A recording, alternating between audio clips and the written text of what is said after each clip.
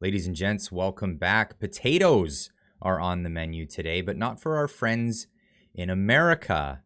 At least not Prince Edward Island potatoes. This all got started for me when I was looking at Twitter and I saw PEI farmers forced to throw away potatoes. Where is Stompin' Tom when you need him? Yes, that is potatoes they are throwing out.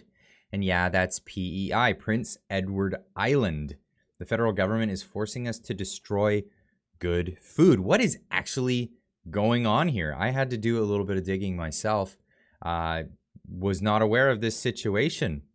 After years of drought, this summer, island farmers produced a bountiful harvest, sparking hopes for record exports that were suddenly dashed. As of today, the CFIA has temporarily suspended trade of fresh potatoes from PEI to the U.S.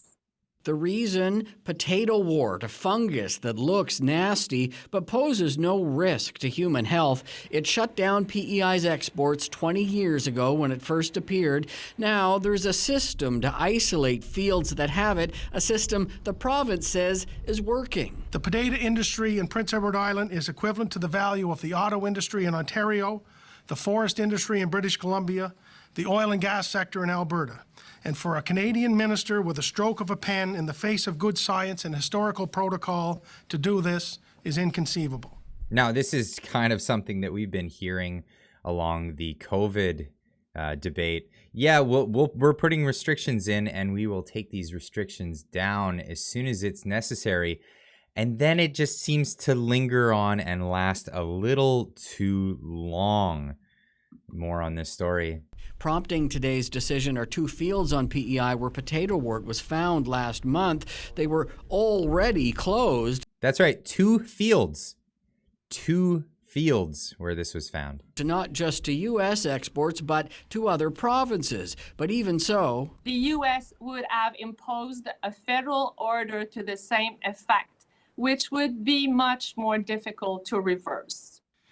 Yes, you've heard that correctly.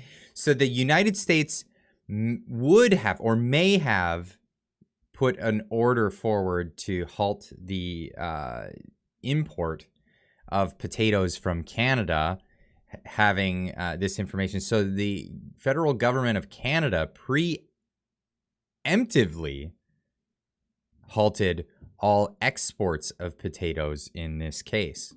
This is solely a politically based trade disruption that will limit trade in a year when potatoes are already in short supply across North America. PEI has announced $10 million in provincial support, but says the lost exports could top $100 million, and it expects Ottawa to pay. Our beef right now is not with the United States. It's the Minister of Agriculture for Canada who's wielding this knife, and it's cutting us deeply here in PEI. But as frustrating as the export ban itself is, there are also no conditions set as to what it would take to end it. Until that happens, the country's smallest province will feel like it's being squeezed between Canada and its biggest trading partner. Kerry Campbell, CBC News, Charlottetown. So that is the situation on the ground there. Now, what is the result of this? Well, farmers were instructed to destroy potatoes that they were growing from their farms. Right here we have an article from CTV Atlantic. Prince Edward Island farmers destroy 136 million kilograms of potatoes. This is the good food that farmers have been forced to destroy because of this trade embargo put in place by the Canadian government. Even the potatoes that did survive, there's nothing to do with them. They've been shipping them out as much as they can. The price has dropped dramatically. Here we have a farmer feeding his cattle with potatoes. Good human consumption potatoes is turned into animal feed. The last potatoes that are still clean and good, fit for human consumption. This is what's happening right now. So this article comes out just the other day on March 10th. No news for P.E.I. potato farmers on reopening U.S. border. This article is interestingly deceptive. This is CBC News, mind you. This is the state-run media. Interestingly deceptive, making it seem as if the trade restriction is from the U.S. side when it's actually from the Canadian side. There's no word on any change from the status of P.E.I. potato exports in the reopening of the U.S. border. Canadian Agriculture Minister had said March 10th might be the day she would hear from her counterpart in the United States. I really spent a lot of time looking at this to see, was there an embargo put in place from the United States? I couldn't find any information on that. The only thing we know at this point is that the Canadian side, Ottawa, had put that restriction in place. I have this other article from January 11th stating that Canada suspended this shipment of P.E.I. potatoes to its largest export market after potato wart fungus was detected in 2 fields last year. Ottawa has argued the self-imposed ban was necessary as it feared the U.S. would enforce a ban of its own, which would be more difficult to lift in the long run.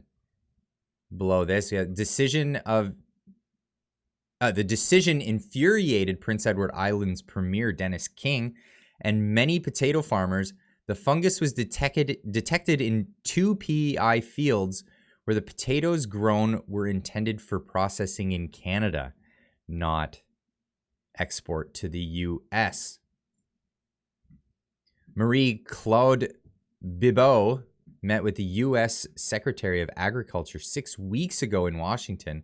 At the time, Ton Vilsack told her it would take 5 to 6 weeks for an American scientist to finish their risk assessment on shipping P.E.I. potatoes to the United States. 5 to 6 weeks.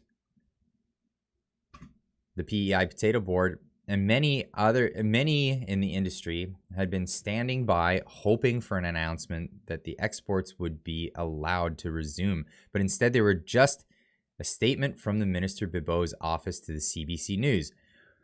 We recognize that the situation of restoring market access for P.E.I. table stock potatoes in the continental U.S. is extremely difficult for P.E.I. potato growers who must make decisions regarding the upcoming season. We continue to engage with APHIS and USDA to advocate for the resumption of exports for P.E.I. table stock potatoes as soon as possible, the statement said. With risk mitigation measures already in place, we firmly believe that the table stock and processing potatoes could be traded safely, and this is why they can be sold across Canada. We are confident that our American partner will come to the same conclusion soon. So the Canadian government has imposed a self-embargo on sending Prince Edward Island potatoes to American manufacturers and American food processors that want these potatoes. Self-imposed ban, and then is now asking for the discretion of the U.S. their U.S. counterparts. You can't make this up, folks. This is what's happening. The board said farmers had been anxiously awaiting the decision today, and the lack of response was crushing to farmers who need to decide what to do with the potatoes they have in storage and what and how much to plant in 2022, or if they should even plant in 2022. This is ruining farmers. This is ruining farmers in Prince Edward Island.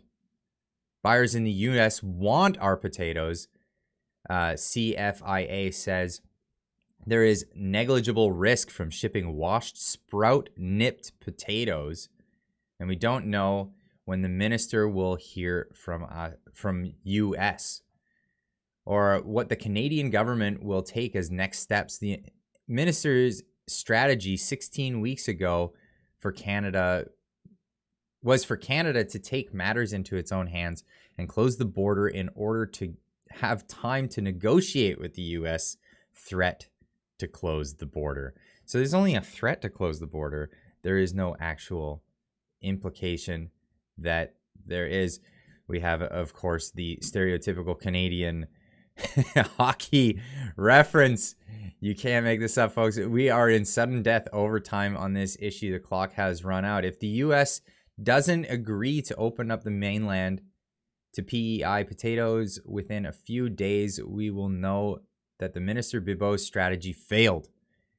And it will be time to take a different approach. If negotiating in good faith with the U.S. doesn't work, we must acknowledge that the U.S. is engaged in a trade war with Canada, and Canada must respond in kind. Strong words for a situation that's put in place by our own bureaucracy. Just wanted to let you guys know about this story, and I'll see if we get any updates for this, and I'll let you guys know. Otherwise, keep on trucking.